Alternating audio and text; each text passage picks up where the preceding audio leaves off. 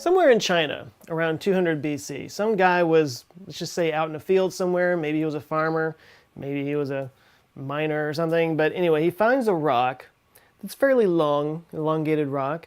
And for whatever reason, he ties it to a string. Maybe he was making a toy out of it. Maybe he was making some kind of weapon. But for whatever reason that he did this, he found that when he was dangling this rock by the string, it always found a way of pointing in the same direction. The rock, of course, was a magnetic lodestone, and this was the world's first compass. Except they didn't actually use it for navigating. This was the age of spirits and demons and gods, so this was actually used for divination and feng shui and that kind of thing. They called it a south pointer, I guess because they were more interested in it in the south direction than the north direction. But to their credit, the Chinese were the first to use this for navigation about 1,000 years later, around 1000 AD, and then it took another couple of years for it to spread into Europe and the Middle East. This, of course, opened up the seas and opened up trade routes and helped us to navigate the world better than we'd ever done it before, but we still never really understood how it worked. It was William Gilbert of England that first theorized that it works because the world acts like a magnet in his book On the Magnet, Magnetic Bodies, and the Great Magnet of the Earth, though he still didn't quite understand how it worked. Earlier theories guessed that the entire planet was just made out of magnetic rock, but the problem is that the deeper you go down and the hotter the rocks get, the more they kind of lose their magnetism. So it was Joseph Larmor in 1919 that was the first person to propose that maybe we have some kind of self-sustaining dynamo inside the planet that's creating and generating this magnetic field. And Larmor's theory is proven true in the 1940s by Walter Althusser and Edward Bullard when they came up with the dynamo theory of magnetism, which actually put all this into numbers and made it all make sense scientifically and whatnot. Because at this point we had a better understanding of the inside of our Earth, and we already knew that we had a solid iron-nickel core at the center of our Earth, about the size of the moon, and then we had an outer core about the size of Mars that was liquid metal. And the dynamo theory suggests that while the outer core rotates around the inner core, Coriolis effect takes over and creates convection currents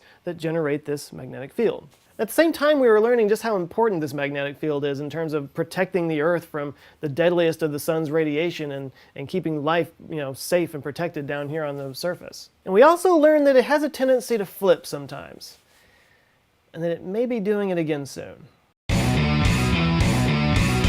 In the long list of weird coincidences that made life on this planet possible, one of the things that has to be right up at the very top is the strong magnetic field that protects us from the sun. I actually just talked about this on Monday. Of the 4 rocky planets in our solar system, the Earth is the only one that has a strong magnetic field. The other 3 all have no magnetic field in common. Something else they all have in common?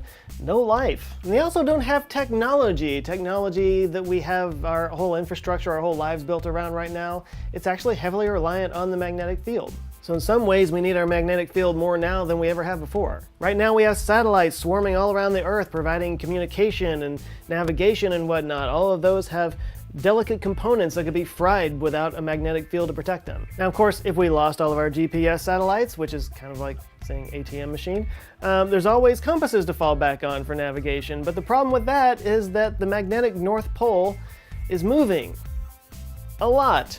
Now, we've known since the 1800s that the true north and magnetic north have always been off by a little bit. The magnetic north has always been closer to the Canadian Arctic. And we've known that the pole has a tendency to drift, which is why the NOAA has always released their World Magnetic Model every 5 years so that we can keep track of where this thing is moving around. This makes sure that shipping services and military organizations have an accurate model for their navigation purposes. But beginning in the mid-1990s, it started moving a lot faster. It went from moving about 9 miles per year to about 34 miles per year. And just last year in 2018, the pole actually crossed over the international date line into the eastern hemisphere. Now, ironically, this shift has actually moved the magnetic pole closer to the true North Pole, but it's been moving so fast that the NOAA had to release their magnetic model a year early. Like, it's not supposed to go out until next year. They went ahead and did it this year because it's been moving that much that it's causing that much of a problem. So why the sudden movement?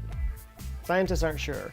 One theory is that there's a high-speed jet of liquid iron underneath the surface of Canada that's scooting everything over towards Siberia. Scooting. But is this cause for alarm outside of navigational issues? Is this indicative that there's something actually wrong going on down there?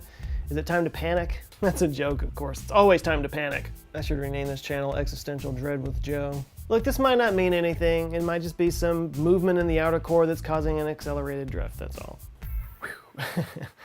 But it could also mean the poles are about to flip and cause global chaos. Because the magnetic field has flipped in the past. Like a lot.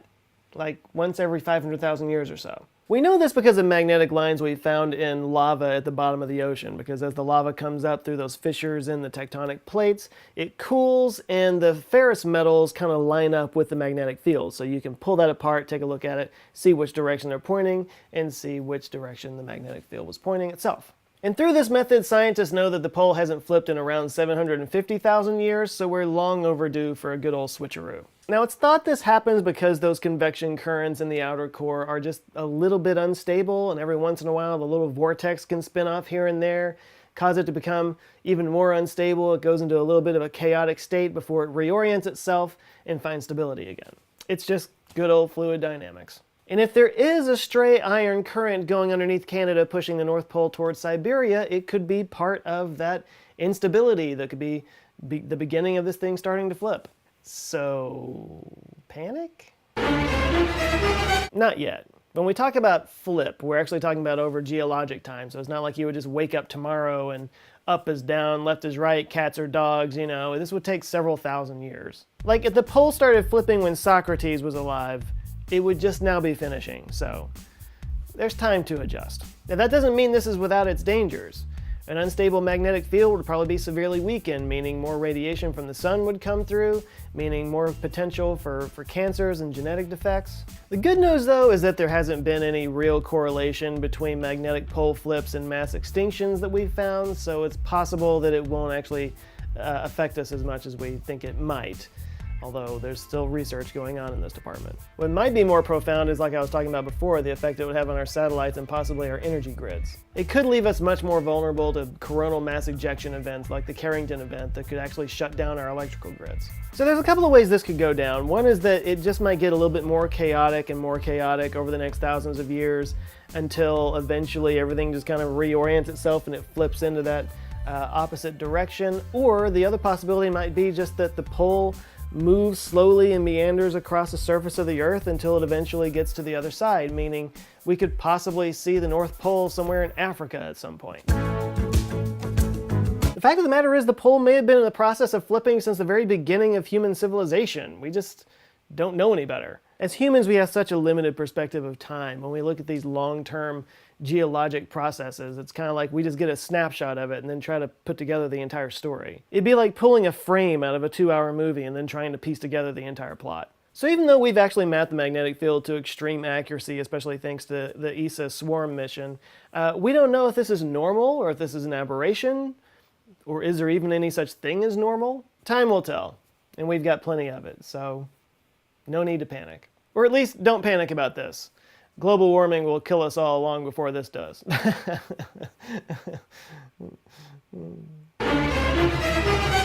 Tell me what you think. Do you think this is going to be a big deal? Do you think we're actually in the middle of a flip? Do you think that it could take thousands of years? Do you think that it could just reorient itself, or if it could just travel and you might go to the North Pole and Mount Kilimanjaro someday? Talk about it in the comments. T-shirts available in the store, answerswithjoe.com/shirts. Show the world your dynamo and they will love you for it. What does that mean? I don't know. Go to answerswithjoe.com/shirts.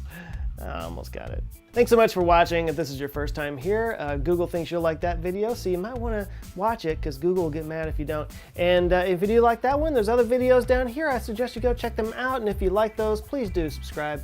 Come back with videos just like this every Thursday and every Monday. All right, that's it for now. You guys go out, have an eye-opening rest of the week, and I'll catch you on Monday. Love you guys. Take care.